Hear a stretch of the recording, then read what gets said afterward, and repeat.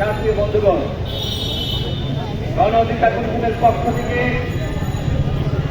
আজকে বিক্ষোভ সমাবেশ এবং গণমিছিলের আয়োজন করা হয়েছে। এর আগে একমাত্র দল হিসেবে গণ অধিকার পরিষদ 64 জেলায় কৃষির মাধ্যমে প্রধান উপদেষ্টা বরাবর স্মারকলিপি দিয়েছিল। কেন? গণহত্যার বিচার এবং আওয়ামী লীগকে নিষিদ্ধ করার দাবিতে আজ থেকে 1.5 মাস আগে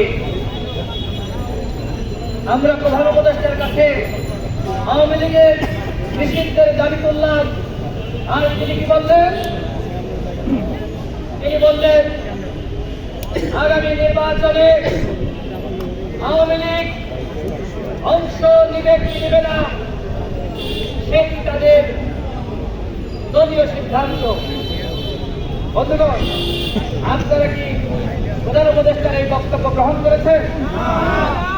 আমরা প্রধান উপদেষ্টার গতকালকে বক্তব্য ঘৃণাভরে প্রত্যাখ্যান করছি।